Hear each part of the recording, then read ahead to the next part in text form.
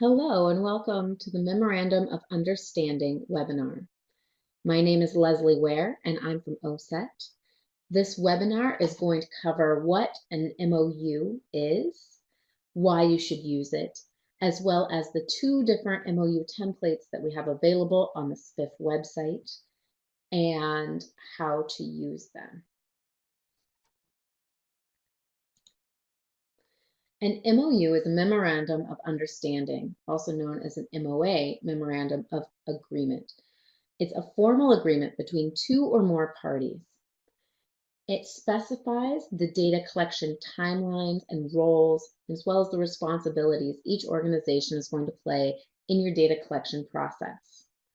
The MOU requires thinking through and solidifying the data collection process.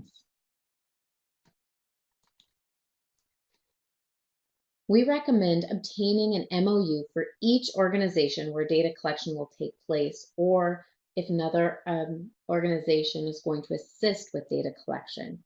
So each school district that you are planning to collect data from, or each outside organization that you're partnering with around data collection. The MOU templates need to be completed. So the MOU templates that you will find on the SPF website are detailed skeletons. They provide point-by-point information around the data collection. However, you need to go in as the coalition and specify which organization, your coalition, or the third party that you're partnering with, either the school district or the outside organization, and determine who is responsible for which piece of the data collection. The MOUs for school districts. We again recommend one for each school district. The school district MOU specifies the time period of data collection, in this case 3 academic years, with the data collection taking place prior to September 30th of each academic year. The agreement specifies that the school district will review and approve the survey and its accompanying materials in a timely fashion. You want to ensure that this happens sooner rather than later to avoid any surprises and delays that could take place. The district is going to assume responsibility for the schools that are participating. So for each school that you're collecting data from, the school district specifies that they are assuming responsibility and ensuring that the schools participate in the following ways.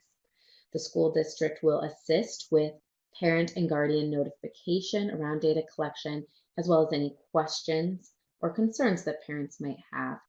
The coalition is, of course, going to assist with that. So they will also assist with scheduling related to opt-out information, setting the dates, and possibly assisting with coalition at the school district, at the school sites as well. The district ensures that the school staff is going to be available and assist in the following ways. They're going to assist your coalition with scheduling rooms, ensuring that the technology is available, and assisting with scheduling and coordinating the students. Agreements also are in there related to confidentiality and ensuring confidentiality of all respondents' data. This MOU also specifies that the data and reports will be shared. This is especially important for the coalition because the data is almost always going to go to the school district, and you want to ensure that if a school district superintendent changes or somebody changes their mind, that you still receive the data and the reports that come out of the data. And then there's space for signatures. There's a lot of benefits to getting an MOU in place as soon as possible. It requires that both parties think through the process and are aware of all the steps in the process. This also guarantees that the coalition, as I said, will gain access to the data and the reports.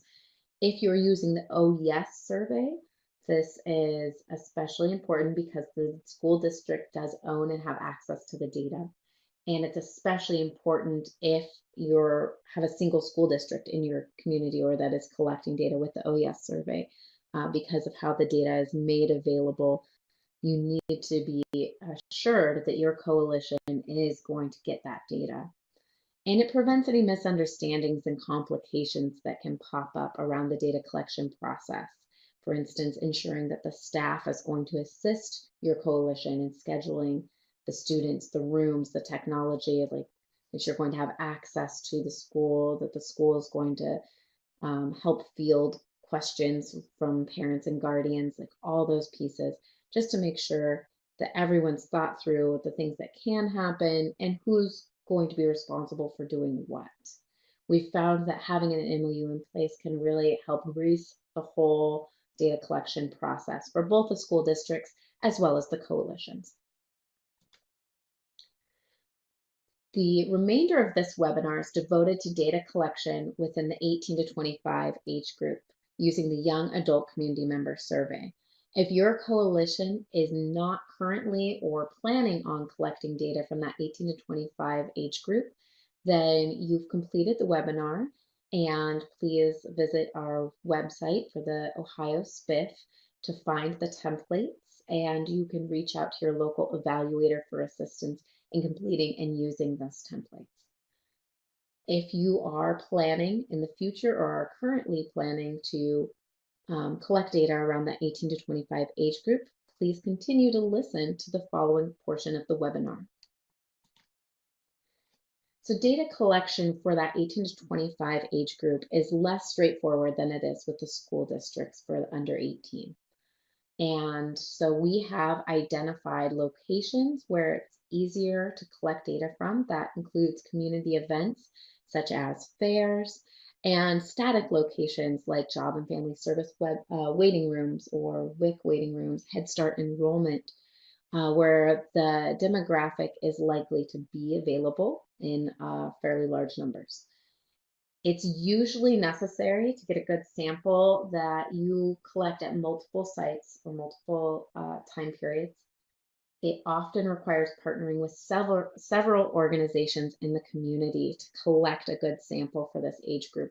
For instance, you as the coalition might go to the fair, but you might also partner with Head Start and ask them to help you collect data at the Head Start enrollments.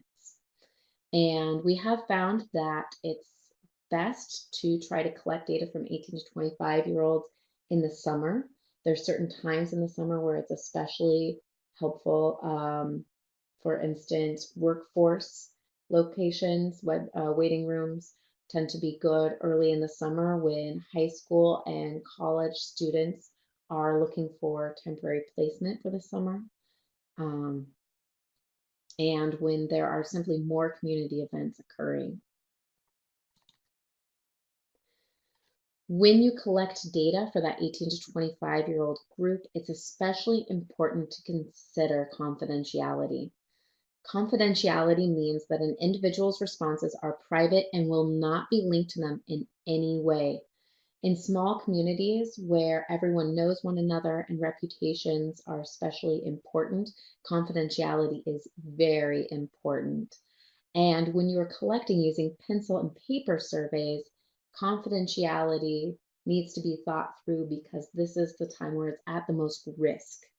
So for instance, if you're collecting using pencil and paper, it's often procedure to put a single survey on a clipboard with a pencil and ask the person to complete it. I say a single survey because if you had a stack of surveys on there, when someone completed the survey on top, pressing with the pencil, their responses are going to be pressed into the survey below it.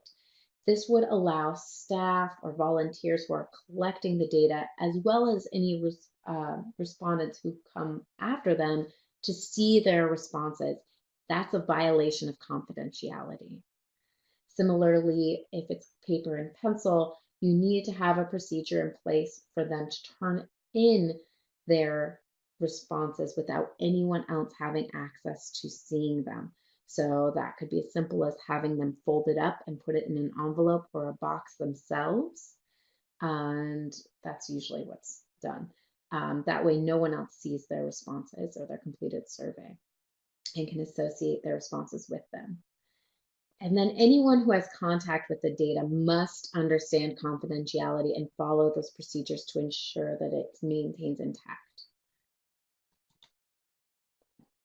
We recommend doing a mental walkthrough of the data collection. If at all possible, go to the data collection locations like the WIC waiting room and look around and see the best possible ways of collecting that data. We realize that this is not often an opportunity to do that at events.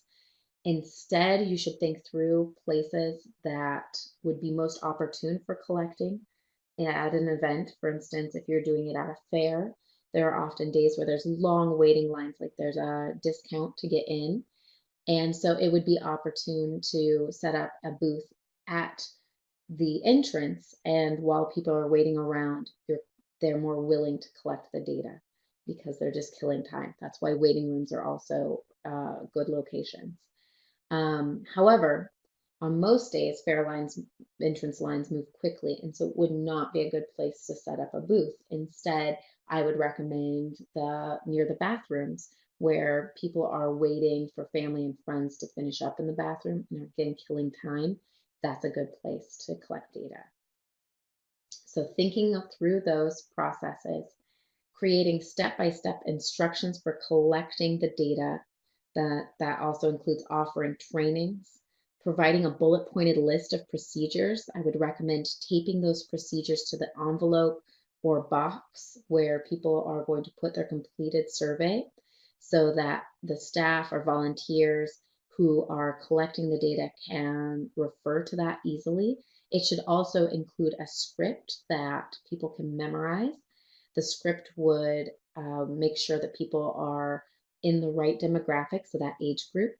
It would explain briefly the purpose of the survey, which would be, this is a survey around alcohol and drug use, and the purpose of this survey is to help increase prevention in our county, and then again emphasizing that confidentiality, that all responses are completely confidential and no one will have access to your data and be able to link it to you. And then determine the data storage, drop off or pick up. So again, there's the envelope or box that they're going to put it in, and then are members of your coalition going to pick it up every day or at the end of the week?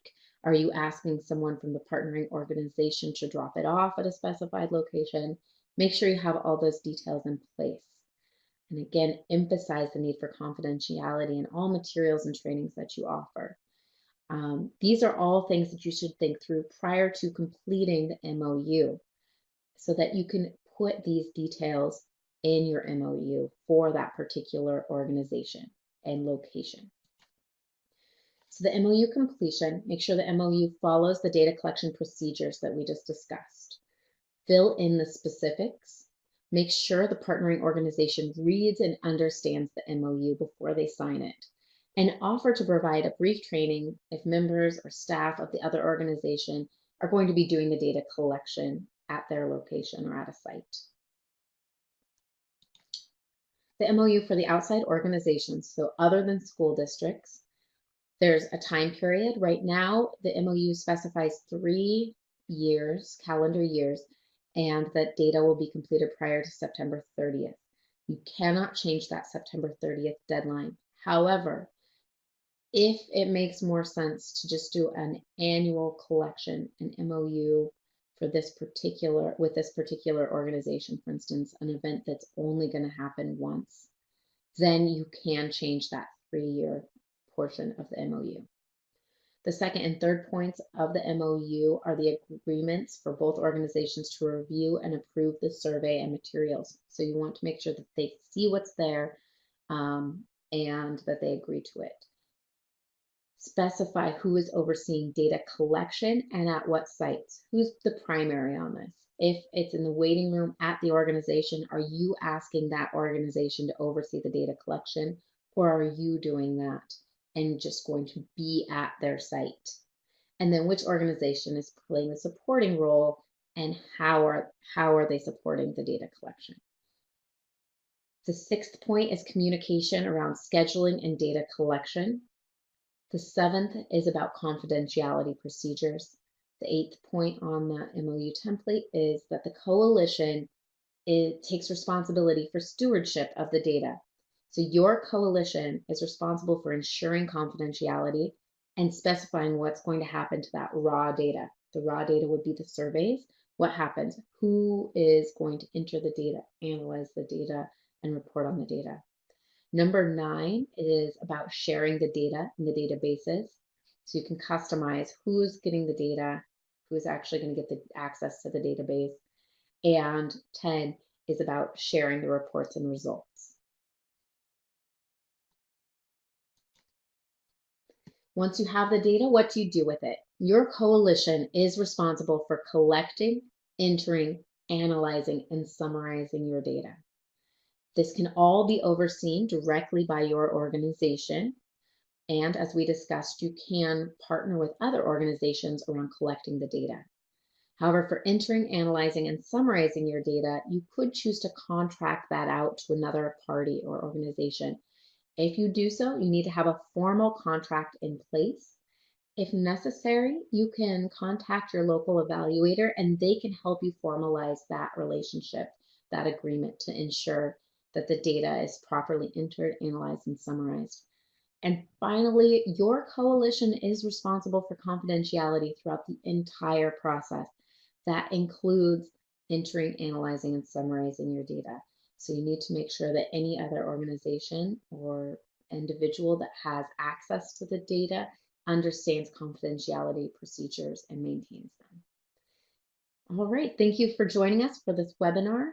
The template for the 18 to 25 MOU is available on the Ohio SPF website. Additionally, there is an accompanying webinar around the survey, the Young Adult Community Member Survey for 18 to 25, so that you can learn more about using that survey and what it is, and then the instrument itself is also available. If you have additional questions, please don't hesitate to reach out to your local evaluator for assistance. Thank you.